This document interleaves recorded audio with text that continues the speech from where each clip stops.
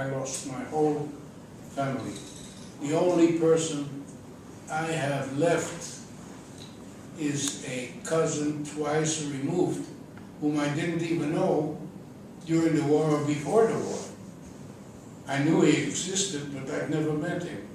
But I met him after the war. The rest, they were all taken to either one of two concentration camps, Auschwitz or Sobibor. You may have heard about Sobibor. I heard more about Auschwitz. Yeah. Auschwitz was a death camp. He was a CPA, Certified public accountant. certified public accountant. Yeah, he was in that kind of business. Numbers, I didn't understand what activities he was doing. The work he brought home, he was always working.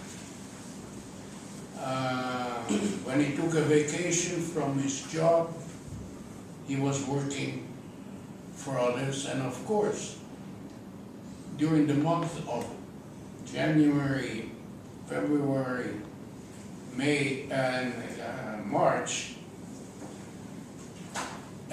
they have the same system of taxes, or similar anyway, as we have here. So on the 15th of April, you better have your taxes in, or else. So he was very busy. One of his clients was, by the way, a fellow by the name, or a company, which was owned by Otto Frank. And Otto Frank was the father of Anne Frank. And we knew all these families very well. The Franks and the Grunewalds and all those families who came from Germany, who fled to the Netherlands. We knew them quite well. From the Netherlands, if you look at how many were killed, over 75% of the Jewish people who lived there before the war were killed. So 3 out of 4.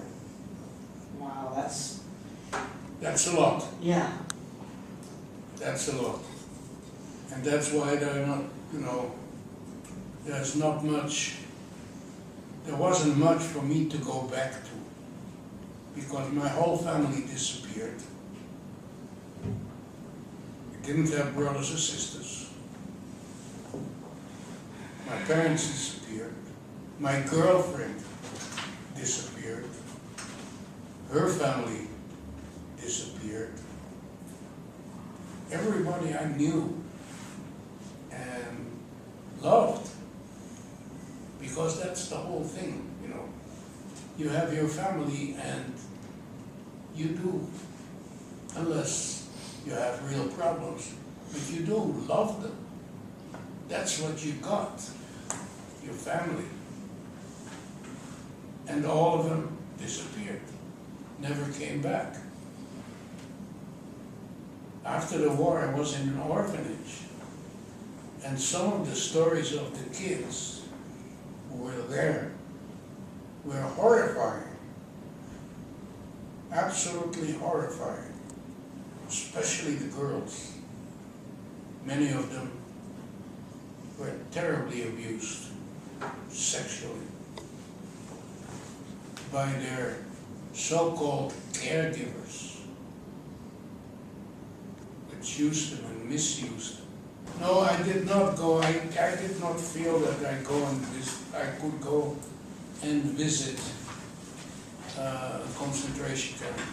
It would have been sort of too much if I would have seen, especially immediately after the war ended, there were so many places where people were killed and burned. And I couldn't face it. I couldn't face it. It could have been a friend of mine there, bones, or a relative. Who knew? We didn't know that. I mean, we didn't know. And I didn't want to see that, ever. I'd seen enough. I saw a lot more than I told you here. We were kids, and as kids, we were good teaching material for the Nazis. And so they used us to witness their misdeeds. We were, I was 13, and we witnessed executions. You think that's nice? That's a terrible, terrible thing to see, an execution. We had to witness those. So, and I'll never forget them. Even though I don't dream about it or anything like that. But I'll never forget those things. It's not something you will forget, ever. A lot of those places are still standing, yes. They still exist. There are annually there are lots of people even from Lincoln, who go and visit Auschwitz. There are tours. And I don't want to go on a tour and see that. Just don't want to. My parents and uncles and aunts and from my school, my class, there are about 25 kids in the class. I'm the only survivor. There was a parallel class, and there's only one survivor. She lives in London.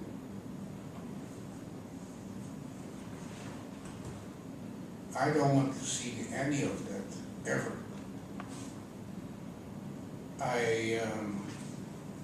Somebody sent me some photographs of a camp called Flossenburg,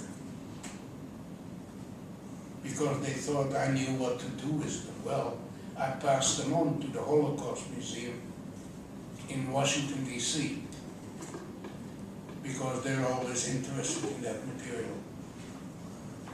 I could not go there and see it for myself.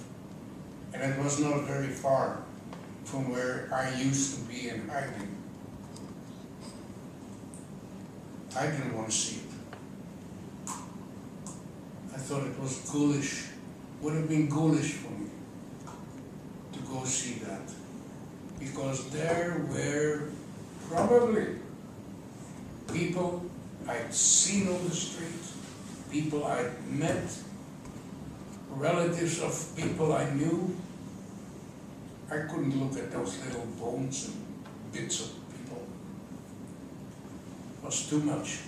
No, I think they should be maintained, because pretty soon, guys like me, who went through the war, and others who actually were in concentration camp, and here in Lincoln there are two people, a couple, the Modensteins, who were in camps. And Eli is in his 90s now. He won't be around long anymore. So there will be nobody to tell the next generation from their own experience about that. So there have to be these monuments, which you can say, and they are monuments, to remind people of what really happened. What happened in those camps? What did people do to people? And for what? for a crazy Nazi ideology. I mean, because that's all it was. They thought they were Superman. I mean, Hitler was an idiot, but he was a dangerous idiot. And he killed a lot of people. And he did a lot of damage. And that war killed a lot of people. You know, there were 6 million Jewish people. There were another 5 or 6 million or more non-Jewish people killed. In total, they think, and they still haven't totaled it up. In total, they think there were about 20 million people killed. Non-combatants. Okay? You know how much that is? 20 million. We got, what is it, 6 million people here in Nebraska? 1.75. 1.75. Oh, I was thinking about Iowa. 1.75. Can you imagine what it is? 20 million people? How many times the population of Nebraska? I think probably Nebraska, Minnesota, and all those, the whole Midwest together doesn't have that many people. You'd have to kill them all to be able to say, we did a better job than the Germans did. Well, there were, first of all, there were other religious groups like Jehovah's Witnesses. There were all the people who were handicapped. You know, they started with the handicapped people in the Netherlands and everywhere else. You, everybody sitting around this table, would not have been alive, would have been murdered. In a gas chamber, mostly.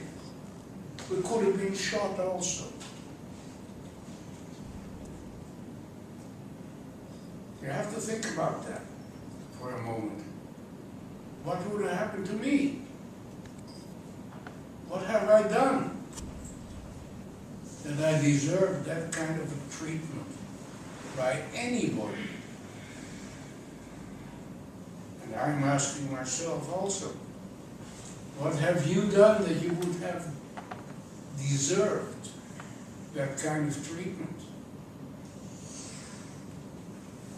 If you had a club food, which today doesn't happen anymore because the kids, when they do have that problem at birth, they're fixed and it's all okay. If you had cleft palate, which also, when the kids are born nowadays, they fix it up and you don't see it. It's gone. But in those days it wasn't. And if you had a cleft palate, you went to a gas chamber somewhere and you were burned. And you could have been a genius, like Einstein or whatever. But you were something inferior because you were not a complete human being according to them.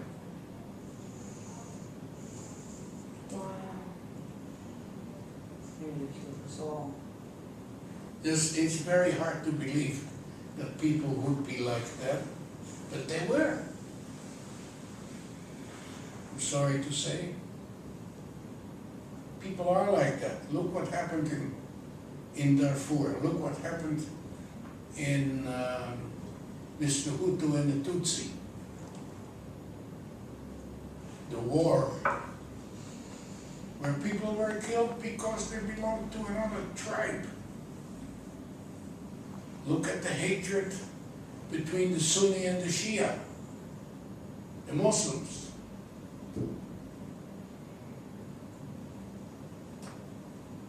How on earth are we going to learn how to live together? That's the whole point.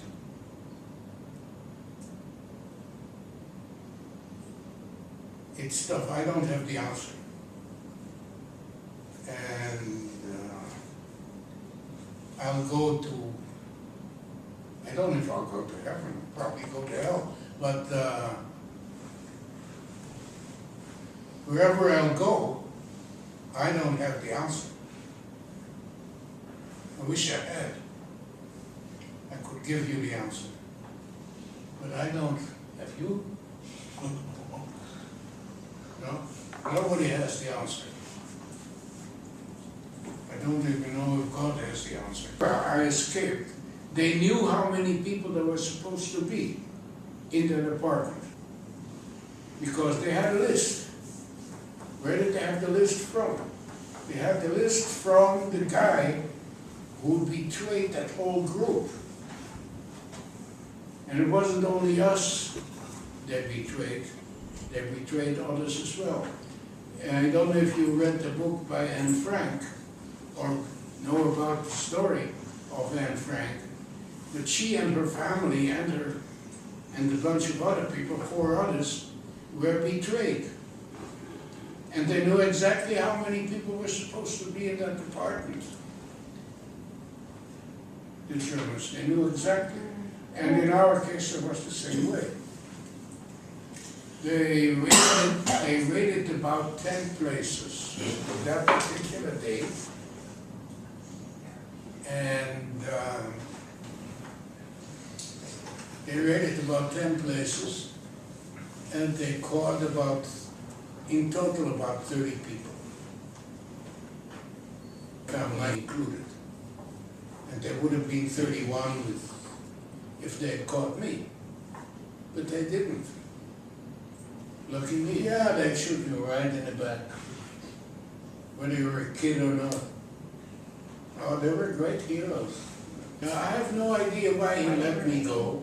He may have had a kid the same age. I don't know. I didn't ask him. I didn't stay around, you know. I didn't want to take the risk. It took quite a while for me to realize everything, that I lost my parents, that I was on my own, and things like that, you know, that took me probably, 5-6 hours at least, because by then I had to go and start going out on my own. So I knew that whatever I was going to do, I'd better do right.